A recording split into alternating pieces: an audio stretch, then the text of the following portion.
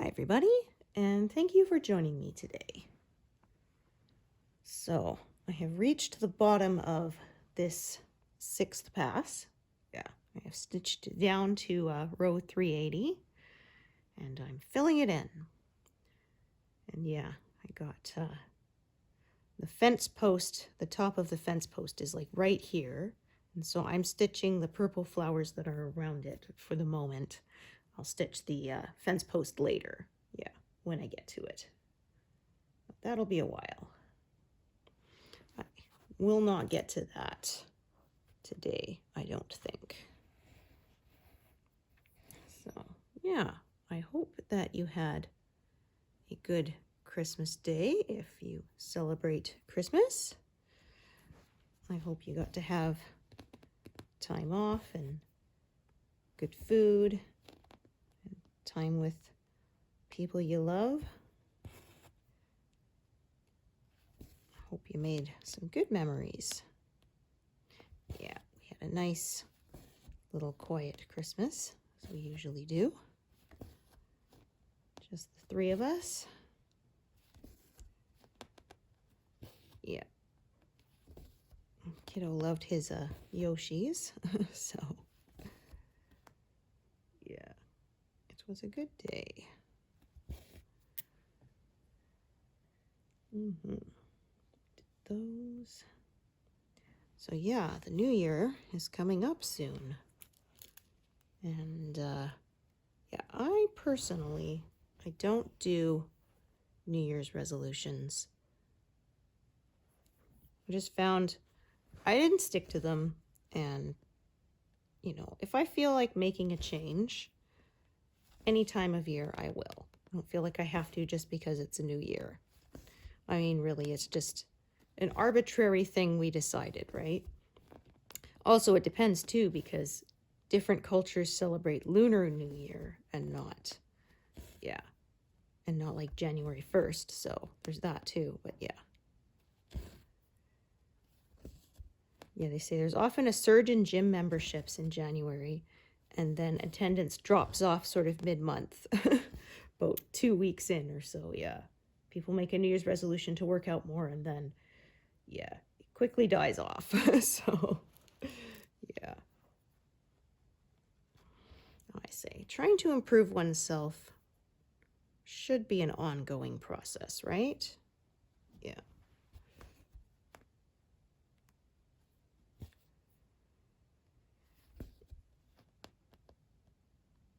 Yeah, and it was interesting because I remember I was listening to a podcast where someone said, we tend to overestimate what we can accomplish in 1 year and underestimate what we can accomplish in 5 years. So they said, yeah, a lot of people make goals that you could realistically accomplish in 5 years, but they try to cram it into 1 year, and that's just, yeah. And then you kind of set yourself up for disappointment and burnout that way. So yeah, it's better to be realistic. Yeah. I did not make my reading goal. I don't think. I think it'll be safe to say that I will not make it this year. Yeah. Yeah, I got busy, and like I said, I don't know, bad luck this year. Bit of a reading slump where I just couldn't seem to pick any books that were good.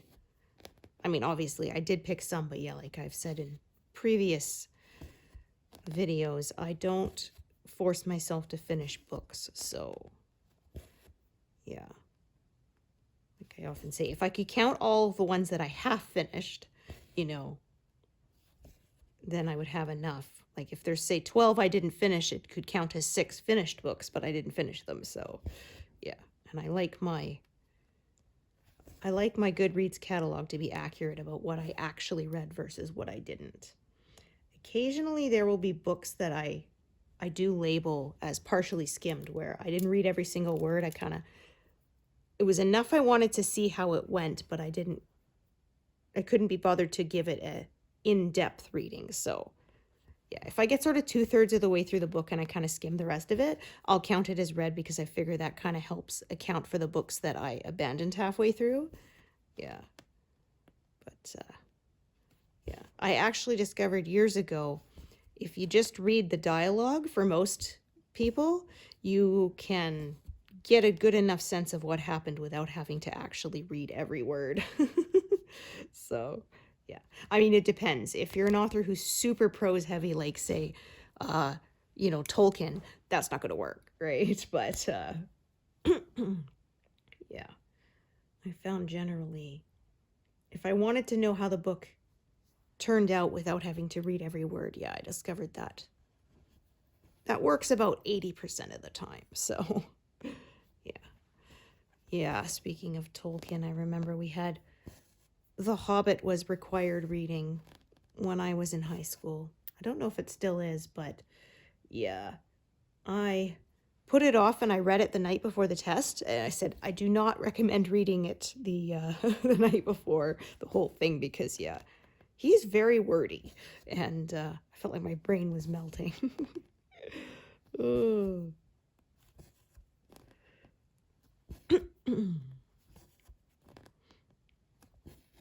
Yeah, I mean, it's a good book, but yeah, it's not really one you want to cram. That's for sure. Yeah. It was funny because I read, he and C.S. Lewis, who wrote Narnia Chronicles, had different views on things, and supposedly C.S. Lewis put Santa, Father Christmas, in Narnia just to tick him off, his friend off. So, yeah. Because, like I said, Tolkien would write all these, world building and different languages and everything, and then said C.S. Lewis would kind of just wing it, So, yeah, it's kind of funny.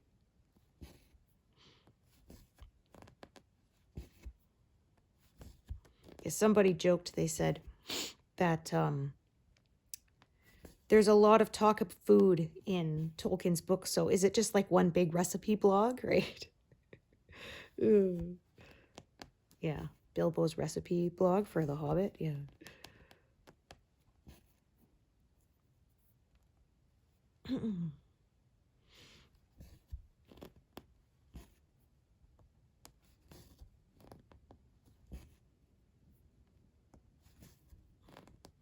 Yeah, I had to read the whole thing in one night, but we hates it.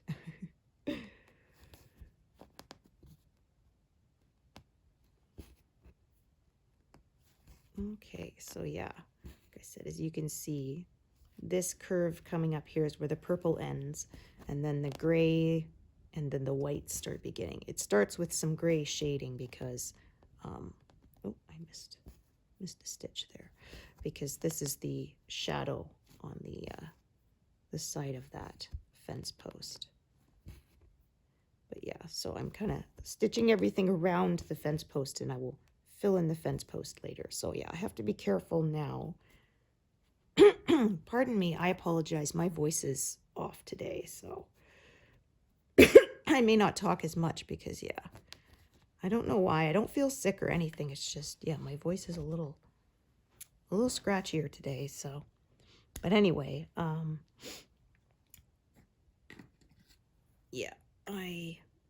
have to be careful not to pin stitch because these are dark purples here. It will be very light grays and stuff where the fence post comes in, and obviously I don't want these purples and such to potentially show.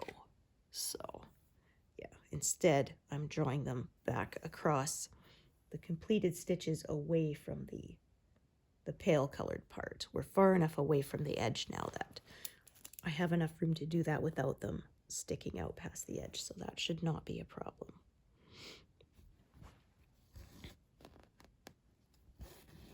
Yeah, and there's some more purple above the fence post that I haven't filled in yet. I've just been, as usual, kind of following the shape of the colors, and that is the shape that they made from the individual flower petals and such. So, yeah.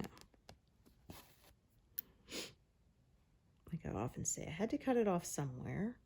So yeah, sort of this purple right here is where I've sort of cut off because there's a bunch of navy blue coming in there. And I will fill that in, but like I often say, I didn't want to have too many live needles, and I don't like working across too big of an area at once. I end up with a lot of live needles that way. So yeah, I tend to just kind of confine it to a smaller area, finish that area, then move on to the next, and so on across the whole piece. So yeah, I started this month at 171,000 stitches exactly. And so I was thinking that 180,000 might be doable. However, I have like one more session after this one before the end of the year, so that might not happen. But I also said, yeah, it was December. December is always busy, so yeah. I didn't have as much stitching time since I was busy with baking and decorating and all that kind of good stuff, which I enjoy doing, not complaining, but it does take time. So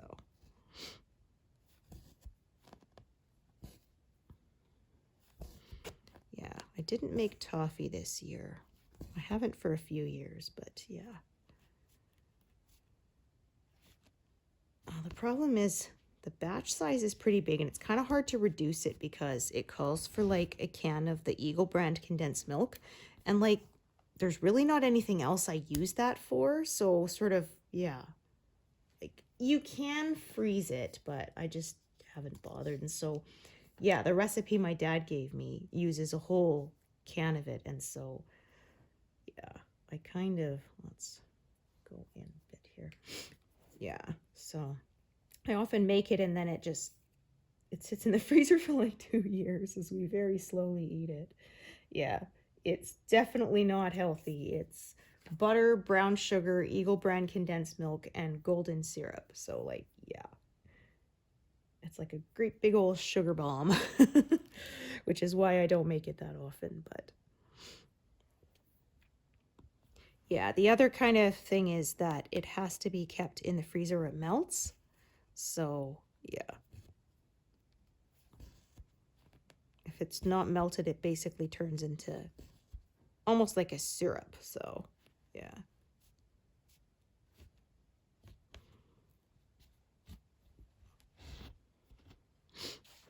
But yeah, my dad, the recipe he gave it with was to put it onto a buttered and floured pan and then cut them out later, but that is a big pain. It takes a long time. So years ago I actually went and I got some of the little silicone mini cupcake molds, and I used those, poured into that, and then yeah, it's a lot easier, just pop a piece out, right? So but yeah, it's a pretty painstaking process, so I don't make it very often. Maybe next year I will.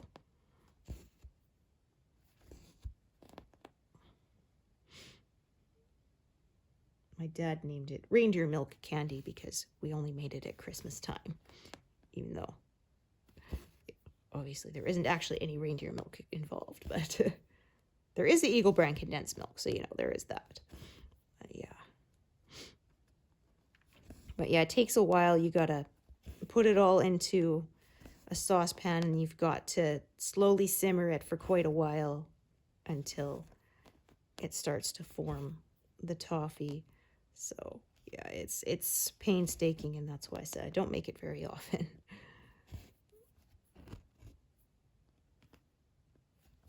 Also kind of like I need space in my freezer to lay the trays out flat, and yeah, my freezer's pretty full. So there's that too. Yeah, we had plenty of other stuff. I make there's a traditional steamed carrot pudding I make on Christmas Day. It's like, it's not pudding like what you think of when you hear pudding in like North America, which is like a, you know, creamy kind of dessert. It's a traditional like British kind of pudding, so it's got 3 different kinds of raisins in it, and butter, and actually got grated potato and carrot in it, and currants, and of course spices like cinnamon, nutmeg, yeah, all that sort of stuff. And you mix it up, and then you steam it for 3 hours. So I use my, oh, I forgot I did pin stitch that there. Oh, actually there's purple that's going to be covering it. So yeah, but I got to remember not to pin stitch for a while. Anyway, and then, so you put it, I put it into jam jars and cover it with foil, just loosely, and then you stick it in the canner with water about halfway, and then you simmer the water for 3 hours so that it steams it, and it's almost like a cake, a loose cakey texture. It's really yummy. Yeah. And yeah, have it with some Cool Whip. It's really good.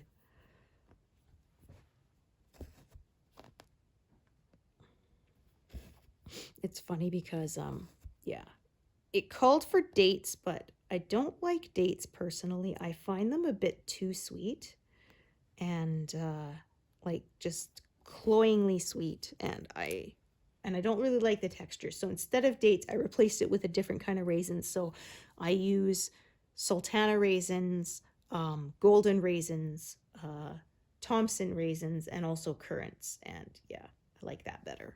So, but it was funny because one time we ran out of raisins and my husband wanted some, and he found the currants and he thought, oh, you know, they're just like little raisins. I'm like, yeah, they're not. They're like sandy in texture if they're dehydrated. If you just try to eat them that way, yeah. He discovered the hard way. They're not a good snack to have on their own. They're supposed to be used in baking only for a reason. Because of course, yes, when you steam it in the pudding, then it rehydrates them quite a bit. Yeah. Yeah, my dad made that at Christmas, and he would not give me the recipe, so I had to go online to find one, and I tweaked it a bit from what it was originally, because it called for well, the traditional recipe called for suet, which you can't really get anymore, or at least not out here in Canada easily. And they replaced it with vegetable shortening, but I replaced it with butter because I love butter. Yeah, I would say if I'm going to eat, you know, if I'm going to eat a fat, I want the one that's yummy. I am not a fan of margarine, so yeah. I only use shortening when I'm making biscuits, but for sweets, yeah, I used butter, so. And it was quite delicious, if I say so myself. And it's really good fresh, but it's good refrigerated too. It does get denser in texture once you refrigerate it, but it's still, yeah. You know, I find it kind of, break it up with a fork, sprinkle a teeny bit of water on it, microwave it till it's nice and steaming, and yeah, it's yummy. So yeah, I've read a lot of historical books, and the Christmas pudding was a big deal in a lot of British traditions.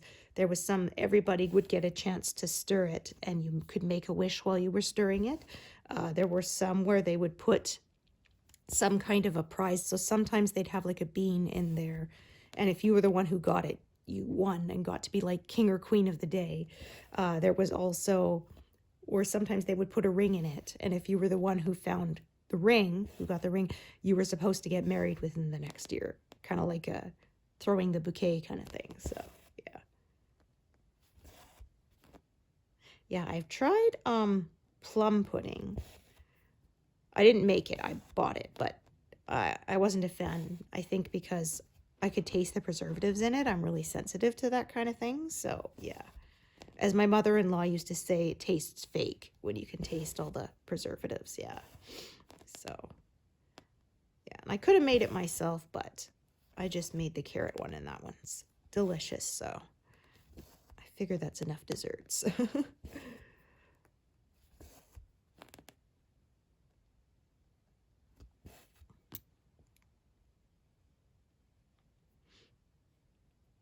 Oh, my ear is being quite noisy today. Yeah, if you followed me for a while, a couple of years back, I had a bad ear infection and it left me with a little bit of buzzing and humming in that ear, but generally I don't really hear it. I can tune it out most of the time. And yeah. At night I use brown noise so that it drowns it out. But yeah, today's been kind of noisy. I have some days it does seem to come back a bit and then go away again. But yeah, it was really bad at first. It was like listening to Morse code going off in my ear. It was awful. But yeah, thankfully it healed. By the time I managed to actually see a specialist, it had mostly resolved itself, and yeah, it was enough that I can live with it. Like they said, if it's really bad, they have devices that are like a hearing aid that basically produces, you know, like white noise to drown it out. But yeah, like it's so faint that I have to really concentrate to hear it most of the time. And so I'm like, yeah, I can live with it. I lived with high-pitched ringing for years. That's still there. Got used to it, so yeah. What's one more, right? Yeah.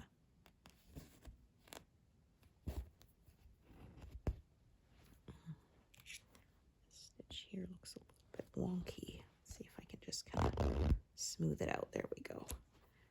My snag tool. And now not. Let's not have that. Thank you. It's a very teeny one, so I'm going to keep stitching with it.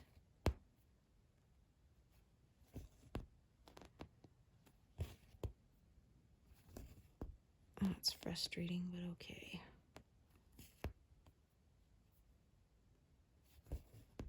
All right, tie that off. Okay, I do this. I don't want my needle to come through up on the right side, otherwise you will see the line of the thread on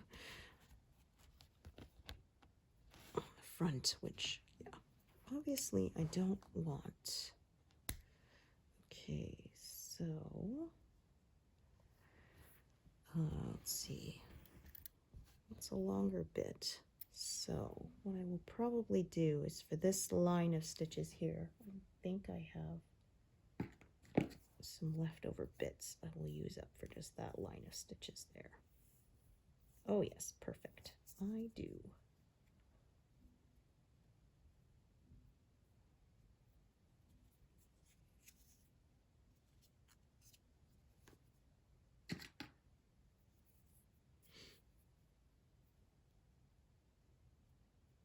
Yeah, this way I don't have to leave gaps and I don't have to waste thread crossing it across the back, so that works out just fine.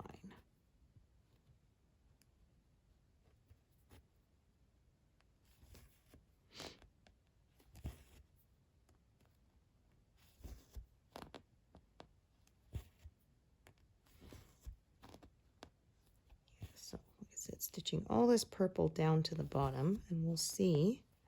I might start stitching some more.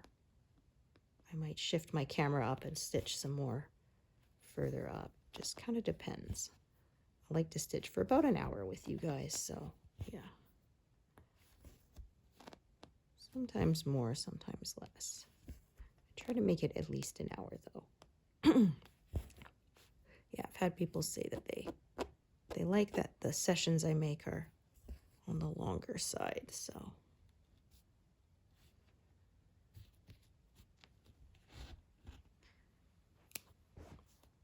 Yeah, so we'll see, like I said, how close I get to 180,000. I'm guessing it's going to be closer to like 178, 179. I don't think I'm going to pass 180, but that's still not bad, especially for December.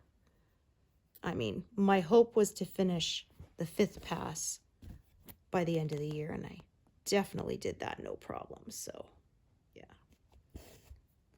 This is all bonus as far as I'm concerned. So I did the math, and this pass, when it is completed, I should have 209,000. stitches total. So yeah, that'll be nice.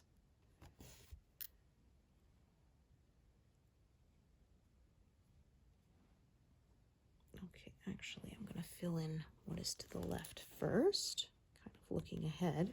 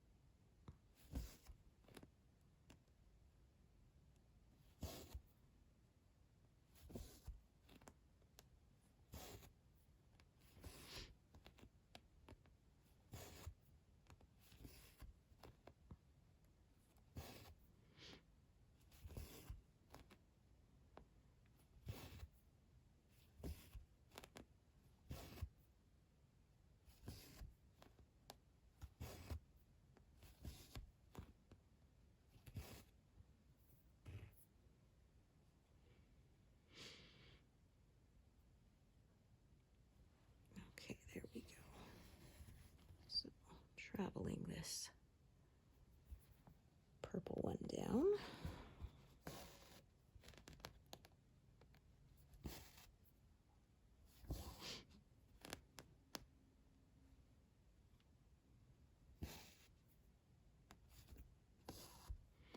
So yeah, it might reach 58% by the end of the year, which is not bad. So I think I started around 55. So yeah, I love once you get past the halfway mark.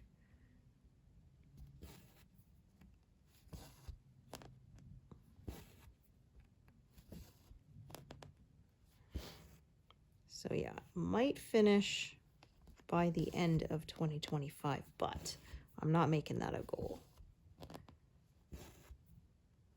My spreadsheet is saying it's possible, but of course that's assuming I always make my daily goal, which yeah. Some days it happens, some days it doesn't.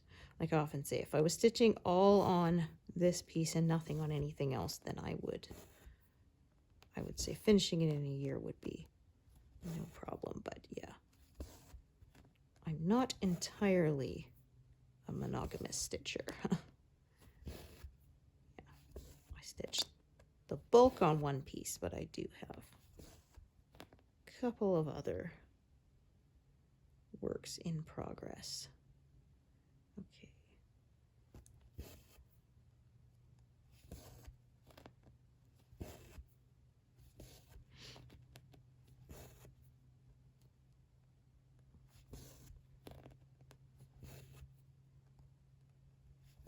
So I could keep stitching with this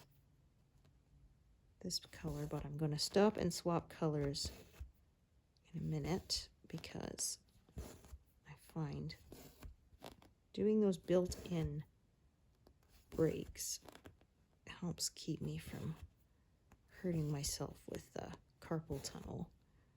So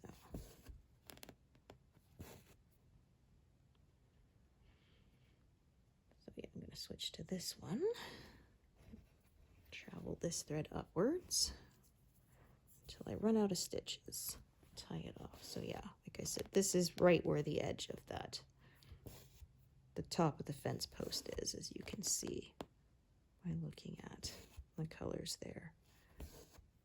Even this color here is where it's starting to change into, it'll be into some blues and grays, I believe, which forms the shadow on that side of the fence post.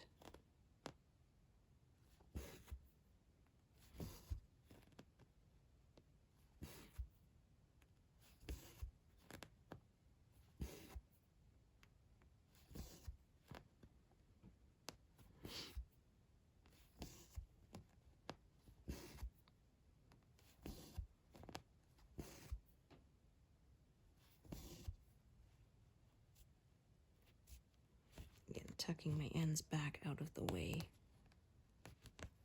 I don't want to pin stitch where the lighter colors are with these darker colors. Generally, I find it does cover up pretty well, but just in case. Oh my goodness. There, just having a hard time getting a good enough grip on that needle to be able to pull it through. I probably caught more stitches on the back than I needed to, and that's why. Yeah.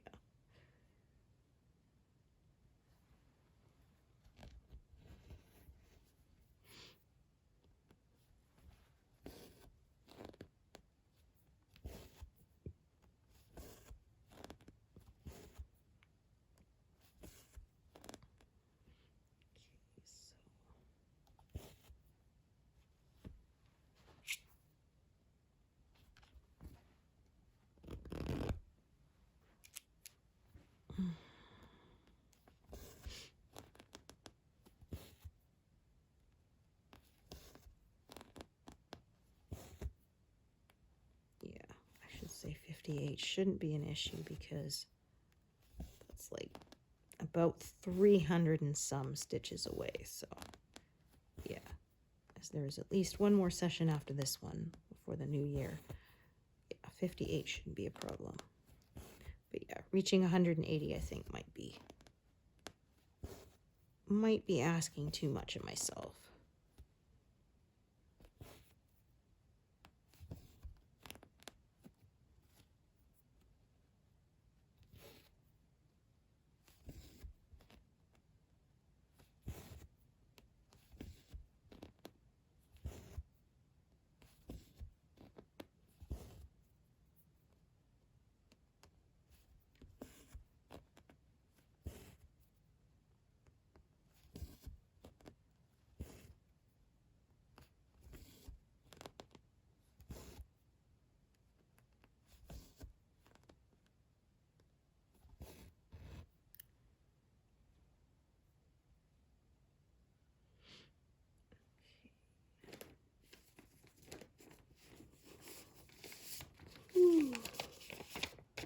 Oh.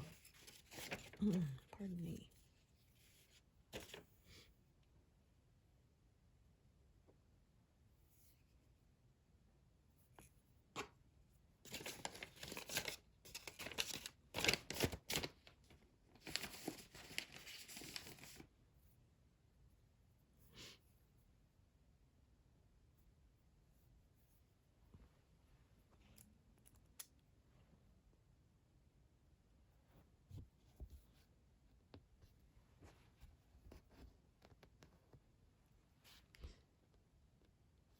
A little too hard there.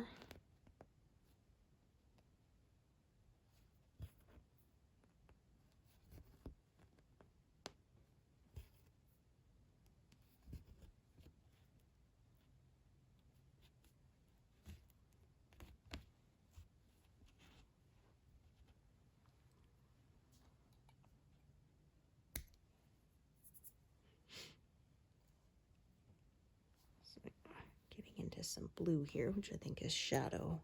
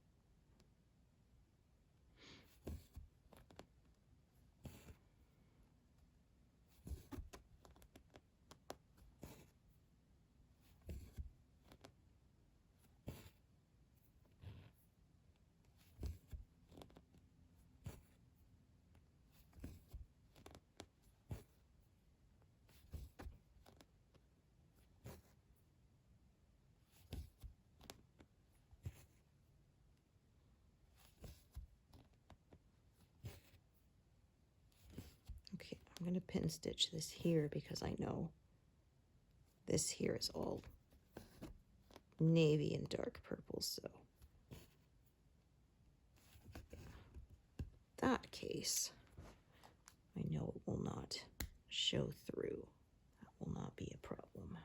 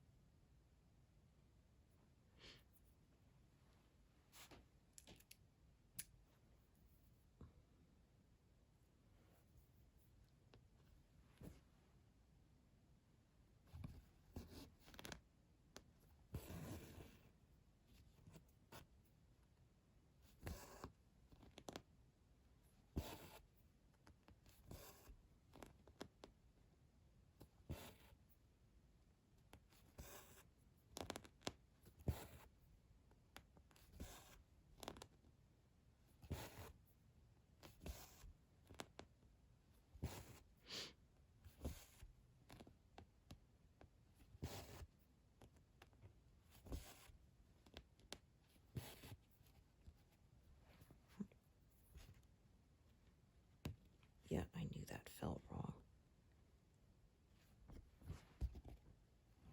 Yeah. See if I can get that knot to come out.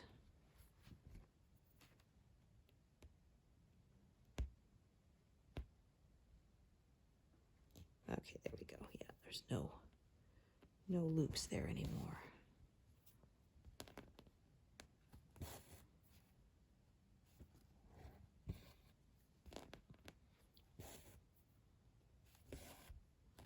Yeah, I find the really annoying thing is when I get a loop like that, later the knot will work itself loose and then you end up with a loose stitch there. So, which you can fix, but it's, you know, as usual, you'd rather prevent it in the first place than have to go and fix it later.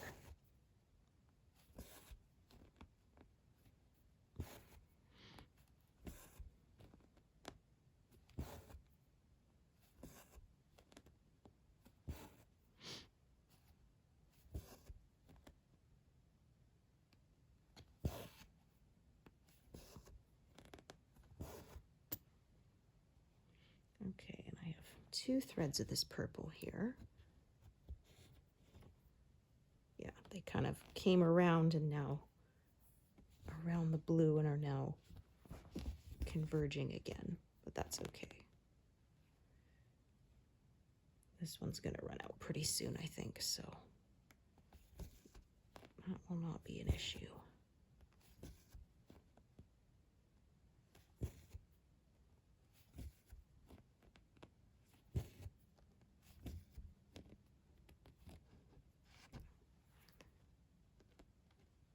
Came up wrong. Yeah, it was not in quite the right spot. I don't want to leave any gaps of white there, especially with the dark colors. Yeah. So I stitch with 2 threads, which some people prefer to stitch with 3 on 14 count. I personally don't mind if there's a little bit of fabric showing through, because I find if you use a lot of strands, it can be a little harder to get them to lie neatly. And yeah, but I mean, it's all a matter of personal preference. Some people, they like it nice and thick and with no risk of anything showing through. Some people, like me, are not as concerned about making sure absolutely no fabric shows through. So yeah, it's totally up to you.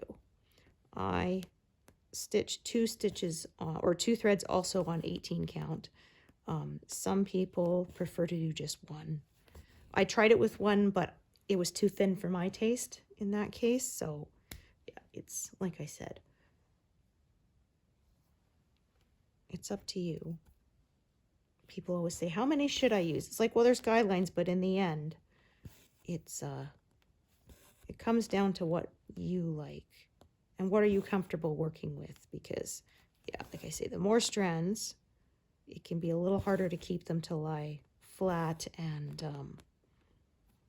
especially in high confetti areas, it can get very thick and harder to get your needle through. And yeah, I know I've had people who said they abandoned projects because it was actually hurting their fingers to stitch it because of, yeah, trying to get a needle through very thick areas on the fabric.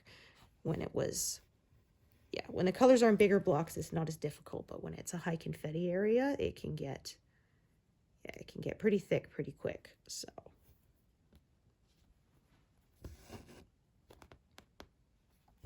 That is one reason why I like to use pin stitches most of the time. I find it makes it a little less bulky on the back. And, so it makes for a little easier stitching. I also find pin stitches are actually very secure, even more secure than drawing across the back. In my experience, I found, yeah, the pin stitches were almost impossible to pull out. Whereas when I made a mistake, I ended up having to actually cut individual stitches and pull the fibers out because I couldn't pull the end free once it had been pin stitched and then stitched over. Whereas the ones that were drawn across the back, I could. Oh, goodness, I did it again. Yeah. You can see that I kind of missed. Yeah, and I pierced down the middle of that square. Yeah, I find especially on 14 count, I really can't get away with that. Sometimes I do it on 18 count, but because 2 strands is a bit thicker on 18 count, I can kind of sometimes get away with it. But yeah, on 14, I find with only 2 strands, it can be quite unforgiving if you if you miss the correct spot and fall a little short of it. Yeah. Especially with the dark colors, yeah. It can be really noticeable, or at least to me anyway. So. In that case, I usually fix it.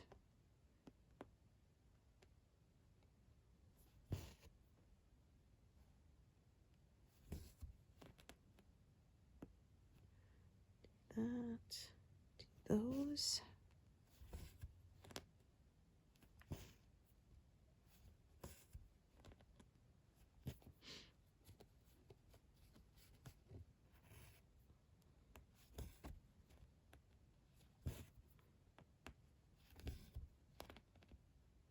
Yeah, so I'm at 57.9% now.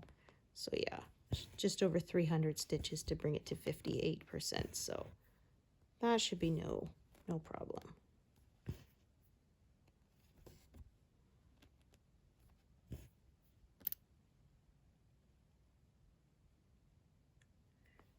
Okay.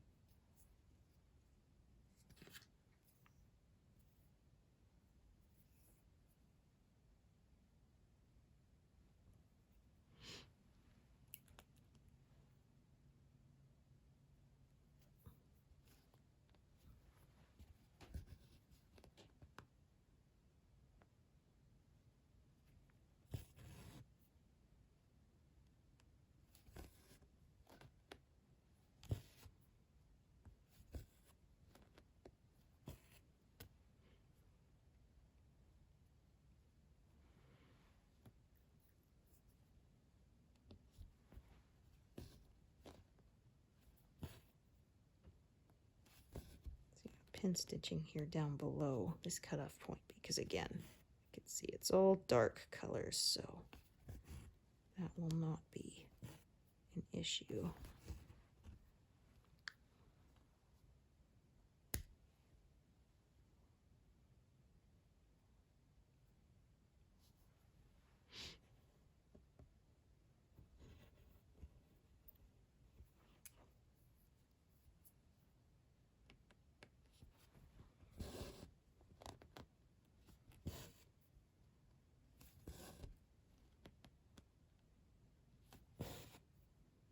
Goodness. Hate when that happens. There we go.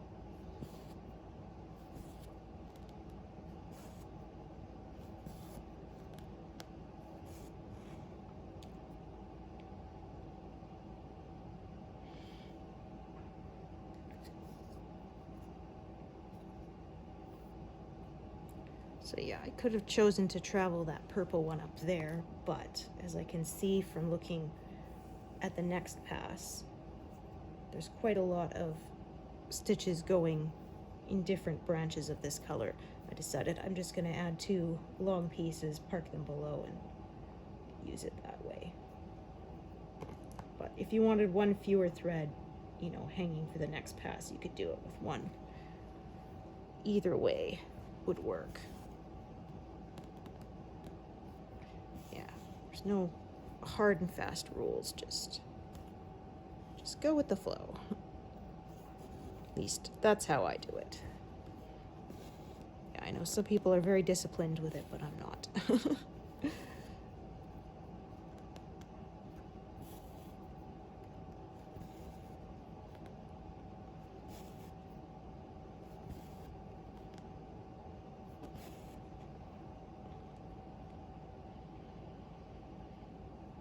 Okay, so I think this one is actually part of where it becomes the fence post, but yeah, since it's right along the edge here, I might as well just do these 2 stitches and tie it off.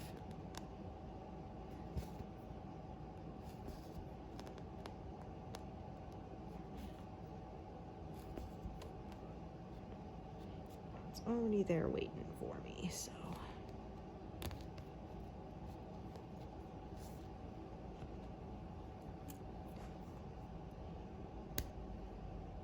Okay, so then take all of these ones at the bottom here, just kind of tuck them away under my grime guard, out of my way.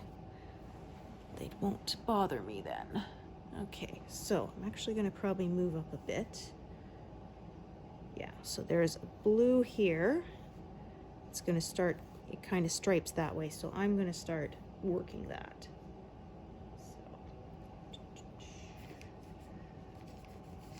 For a little bit before we call it a day. It's been not quite an hour, so try to make them at least an hour long because that is what people have requested of me.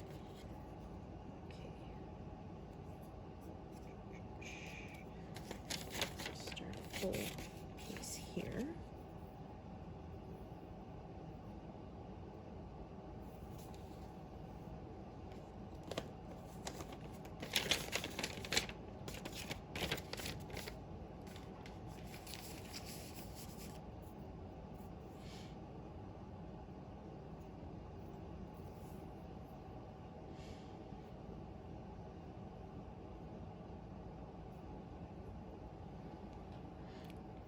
So yeah, I should hit the 2/3 done mark in a few months. It won't take very long. So yeah, we're closing it on 60. 66% is 2/3. Well, technically 66.66, but yeah.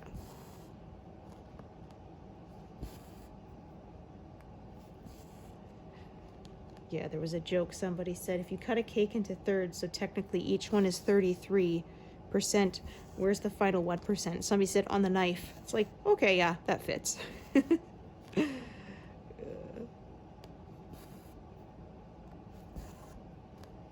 it doesn't divide perfectly, but it's so close, it's a fraction, so we consider it to be close enough.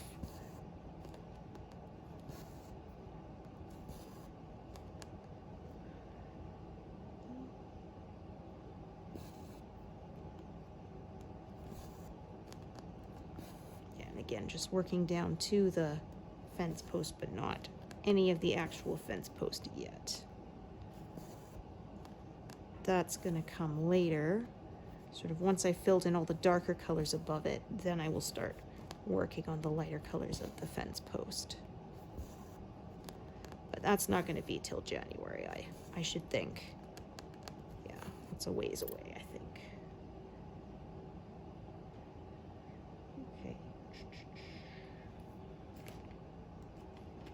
Some greens coming in here because the leaves,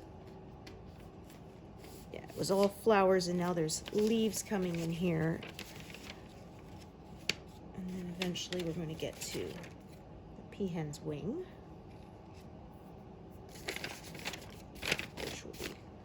fairly confetti heavy section. Yeah.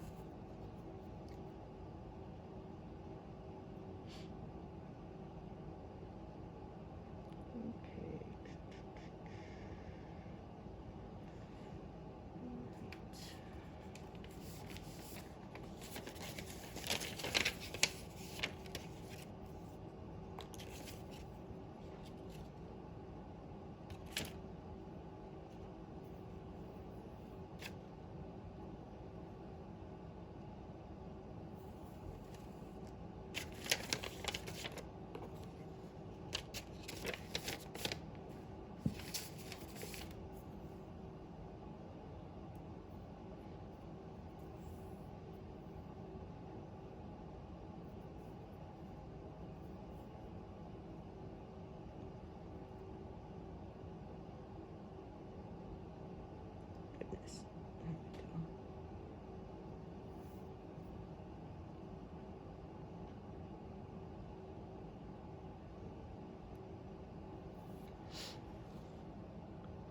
So I'm gonna loop this piece up and then around.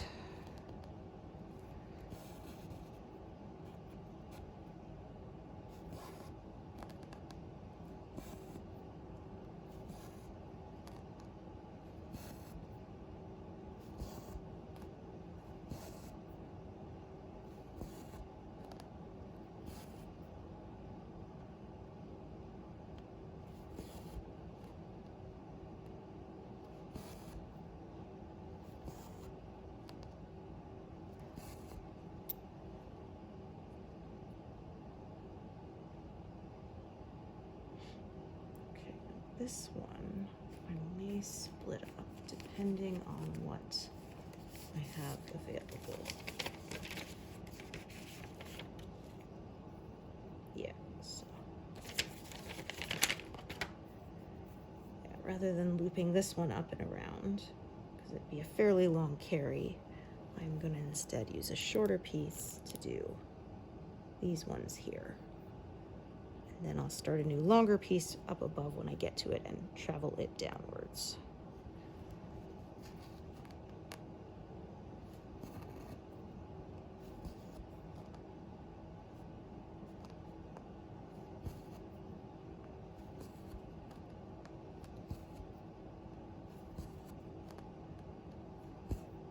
Oops. I hate when I do that.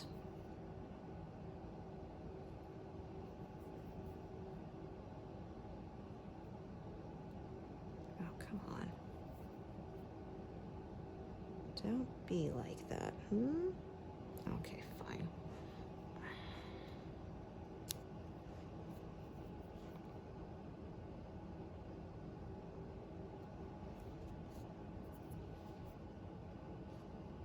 Yeah, those weren't too terribly uneven, and usually I can thread that, but today it did not want to cooperate, so.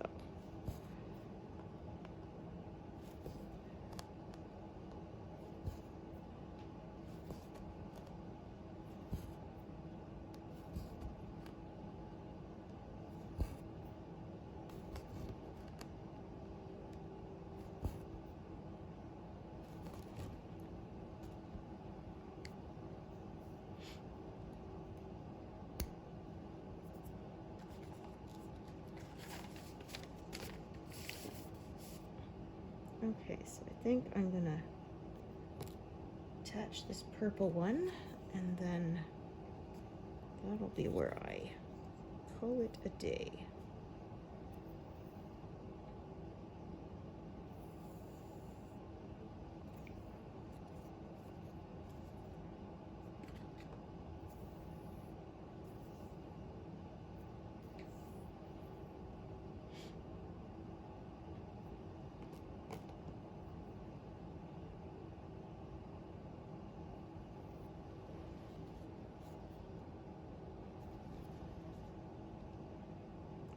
Actually,